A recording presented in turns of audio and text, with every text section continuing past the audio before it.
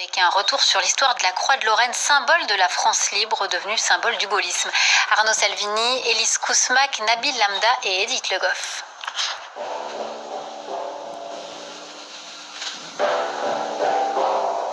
Moi, général de Gaulle, j'entreprends ici, en Angleterre, cette tâche nationale.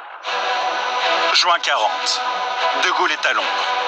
Avec le soutien de Churchill, entouré des quelques hommes qui l'ont rejoint, il doit organiser la France qui résiste. Lui donner des statuts, une administration. Lui donner aussi une âme et une identité. Il est fait un constat. L'Allemagne nazie avait un symbole derrière laquelle elle pouvait se rassembler, la croix gammée, qui avait été installée partout où c'était possible, on va dire sur ce qui se voyait déjà le plus, les véhicules, les drapeaux, les uniformes. Il faut à la croix gammée de Hitler opposer un autre symbole. Des discussions ont lieu et finalement c'est le vice-amiral Muselier, qui est un des principaux officiers supérieurs à avoir rejoint De Gaulle à cette date, qui lui propose la croix de Lorraine. La croix de Lorraine, le symbole plaît à De Gaulle qu'il a déjà utilisé pour son régiment de Montigny-lès-Metz. Très vite, les engins, les uniformes, les navires de la France libre vont revêtir l'emblème. C'est un symbole qui est comme la France. Comme dirait De Gaulle, elle vient du fond des âges. Et cette croix de Lorraine, elle a une très longue histoire. Elle a été ramenée par les croisés et elle est devenue le symbole de la famille d'Anjou.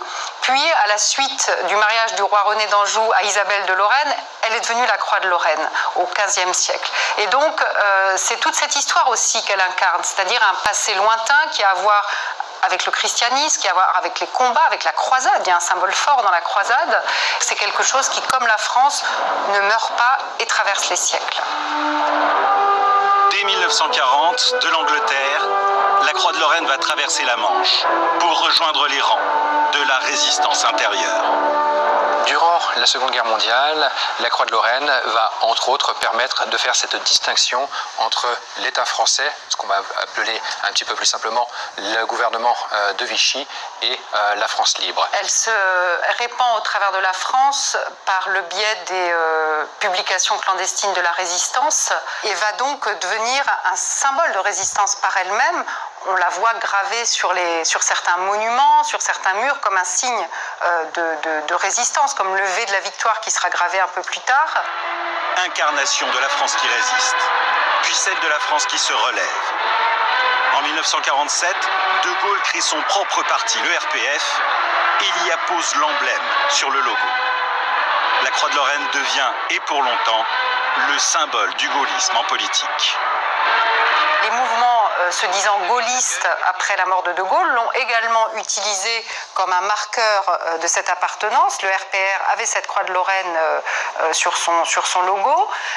Et dernièrement, le dernier à l'avoir utilisé est finalement Emmanuel Macron, puisque dans le logo présidentiel, dans les armoiries qui le constituent, on observe au milieu d'un certain nombre d'entrelacs la fameuse croix de Lorraine, ce qui là aussi est un signe assez intéressant de la façon dont le président de la République veut se rattacher à l'héritage gaullien.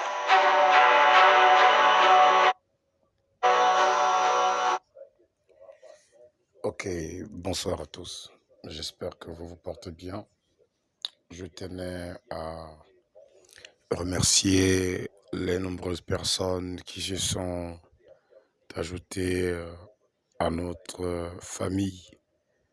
Je voudrais dire la vraie famille de la résistance contre le gaullisme, la France-Afrique, contre le néocolonialisme et le pillage de notre continent. Comme je vous le disais dans mes entames des enseignements au sujet de la croix de Lorraine, je vous disais que ils ne peuvent pas vous dire ce qui est caché. Et comme Jésus le disait, il n'y a rien de ce qui est caché qui ne sera pas découvert. Luc chapitre 8, Jésus le Seigneur disait qu'il n'y a rien de ce qui est caché qui ne sera pas découvert. Et vous ne pouvez pas vous attendre à ce que ces personnes vous offrent sur un plateau les secrets de l'ordre de Lorraine. Mais vous pouvez bien vous douter que lors de la Seconde Guerre mondiale, et même bien avant ça, lorsque les chevaliers ont existé dans l'histoire de l'Église catholique romaine et qu'elle a combattu les protestants, ils avaient pensé que la supériorité et la victoire qu'ils avaient acquise, c'était grâce à leur appartenance, à leur signe de la croix double, et qu'ils veulent nous expliquer qu'en fait, ce n'est pas une croix double, c'est le panneau qui était écrit au-dessus, Henri, c'est-à-dire celui-ci est le roi des Juifs, Jésus. Ce qui n'est pas vrai. Ce qui n'est pas vrai. Et comme vous connaissez l'Occident, ils nous ont fait manger de la viande avariée, pourrie, et notre organisme s'est habitué à cette viande avariée, au point où nous ne voyons plus le problème qu'il y ait du mensonge qui soit toujours enseigné comme étant vérité. Mais ce qu'il y a de vrai dans l'histoire et dans ce qui aujourd'hui s'accomplit en Afrique pour la grande délivrance que Dieu avait promise, surtout le prophète Ésaïe. Il est celui qui a beaucoup parlé de la grande délivrance de l'Afrique. Ésaïe, le prophète de l'Ancien Testament, est celui qui a annoncé que l'Afrique occuperait la première place et que même Israël occuperait la 3e position. Dieu a promis que l'Afrique, c'est la nation, c'est le peuple qui va tout écraser. Dieu a promis beaucoup de choses. Bon, ils viennent nous faire un scoop en nous présentant la croix de Lorraine à la manière glorieuse, pompeuse, de celle qui a remporté des batailles et ainsi de suite et qui a résisté, ce qui est faux. J'aimerais vous apprendre que lors de la Seconde Guerre mondiale, les Français, ce sont des menteurs. La France avait déjà abdiqué comment il s'appelle là, Hitler avait assujetti les nations européennes à sa botte hitlérienne. Toutes les nations, pour la plupart européennes, qui à l'époque étaient rentrées en guerre contre l'Allemagne, la plupart de toutes ces nations-là avaient déjà abdiqué. L'une des nations que je pourrais dire qui avait vraiment résisté, selon l'histoire, c'est l'Angleterre. C'est l'Angleterre.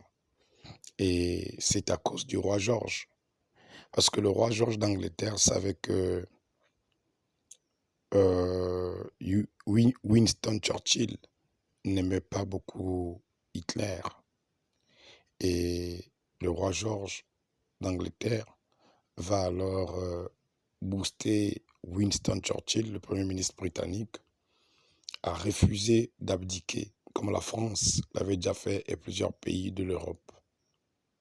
Alors quand ils disent que grâce à cette croix, ils ont résisté à Hitler, ce qui est faux, parce que plusieurs soldats français et britanniques étaient coincés à Dunkerque.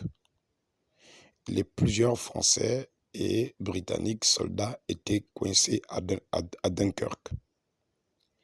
Et quand la France avait constaté comment Hitler, lors de la Seconde Guerre mondiale, était en train de s'apprêter à savourer sa grande victoire sur les nations, comme Mussolini, son prédécesseur, s'était fait avoir par l'opulence et l'arrogance de tout ce qu'il croyait qu'il avait. Mais comme je vous l'ai toujours dit, c'est Dieu qui change les carrefours, c'est Dieu qui fait les carrefours, c'est Dieu qui fait les angles. Et parfois, il y a des tournants à 190 degrés que Dieu fait prendre et que les êtres humains ne voient pas.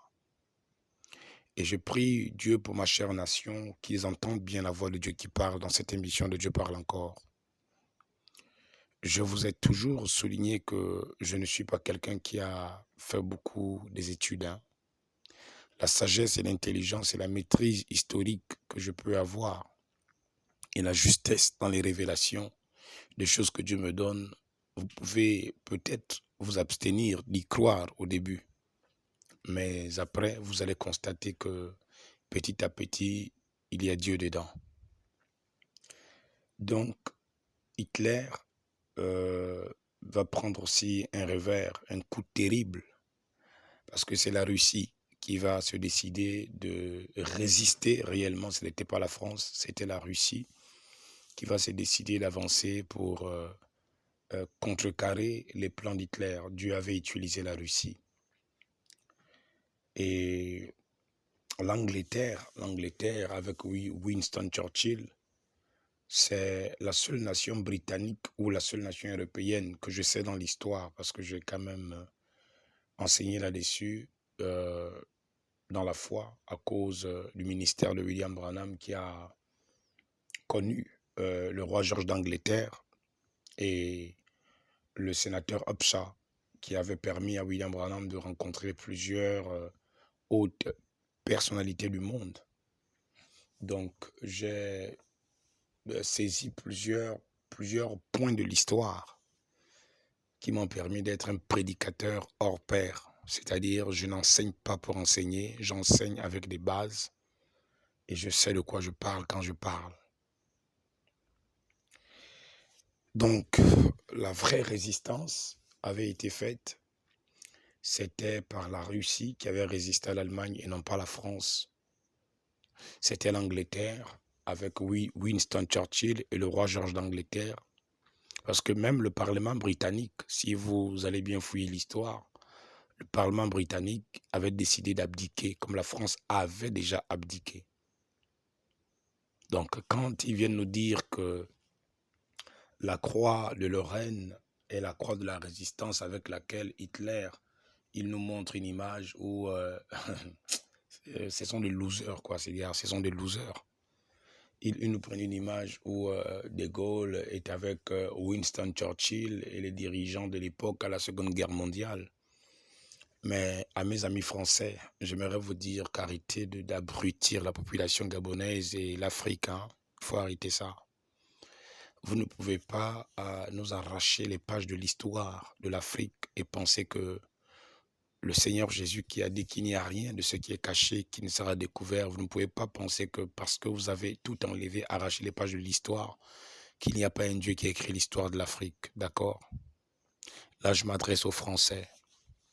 Dieu est celui qui a fait l'histoire.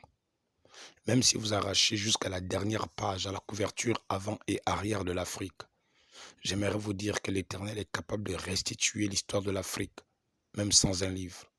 Et c'est ce qui est en train d'être fait. Et de ce que vous avez toujours pensé que ça devrait rester secret, l'Éternel est en train de dévoiler ça. Donc, Afrique, réveille-toi. Il y a une voix qui parle pour toi. C'est la voix de l'éveil de conscience, Afrique. Réveille-toi. C'est le temps où l'Éternel t'appelle, toi aussi, Afrique, à la repentance, au retour à la vérité indiscutable et incontestable, selon laquelle Jésus est Seigneur et Maître. As-tu déjà pris ton baptême, mon fils, ma fille? T'es-tu déjà baptisé au nom du Seigneur Jésus? Je ne parle pas du baptême catholique diabolique, dans lequel certaines personnes sont aspergées. Et même quand on leur demande simplement, de manière simple, écoutez, un baptême, le terme baptisé n'a pas été inventé par l'homme. Non. C'est Jean-Baptiste qui a demandé aux gens de se repentir et d'être baptisés. Baptiser, c'est être trempé, immergé dans l'eau. Immergé veut dire être trempé totalement. Comme on trempe une éponge, qu'on lave les assiettes, on la trempe, on l'immerge complètement. Mais comment peut-on vous faire croire que vous avez reçu le baptême à la façon de Constantin? C'est-à-dire asperger un peu d'eau, parce que pour Constantin, il était hors de question pour lui, grand roi de l'époque, empereur de l'époque, de se faire tremper dans l'eau. Par qui? Un pauvre prêtre? Jamais. Et l'Église catholique a gardé ce baptême à la Constantinople. Et depuis lors, ce baptême qui est un faux baptême est passé des enfants jusqu'aux adultes. Et certaines personnes arrivent à se faire croire dans leur esprit que Jésus les recevra dans son royaume avec ce faux baptême. Déjà qu'il n'est pas un baptême, qui est une aspersion. Vous n'êtes pas baptisé, vous êtes aspergé. Les deux termes francophones sont différents. Être aspergé, c'est être imbibé d'eau sur la tête. Être immergé, c'est être baptisé. Baptisé, c'est immergé. Mais l'eau que vous recevez sur la tête, ça c'est l'aspersion. Donc, sachez que vous n'avez jamais été baptisé. Je vous invite à chercher une église où vous avez des vrais hommes de Dieu, oints, avec des mains ointes qui peuvent vous attraper et vous baptiser dans les eaux avant que Jésus ne revienne et qu'il ne détruise la terre dans sa colère et sa vengeance. Donc, c'était parce que plusieurs vont sûrement faire des recherches, après ils vont tomber sur des vidéos. Je veux que vous sachiez qu'aucune science ésotérique ne vous présentera son secret. D'accord? J'ai connaissance de tout ce que je vous enseigne, c'est par la grâce, l'aide et la miséricorde de Dieu. Et si plusieurs d'entre vous, vous avez besoin de plus d'informations, continuez simplement de suivre les enseignements qui sont donnés partout où je passe et vous seriez éclairés au fur et à mesure. Donc c'est ce que j'avais à clarifier en utilisant cette vidéo. Et d'ailleurs, ce qui est très fort étonnant, c'est que même Macron a encore pris ce même symbole. Alors vous comprenez que la France-Afrique qui a toujours pillé l'Afrique continue encore de piller l'Afrique. Et c'est ce néocolonialisme-là que nous combattons, qui a imposé même à nos dirigeants africains le népotisme. Quelle liberté vous parlez? Quelle délivrance vous parlez? Que Jésus libère l'Afrique. Je vous remercie. C'était Joseph le prophète.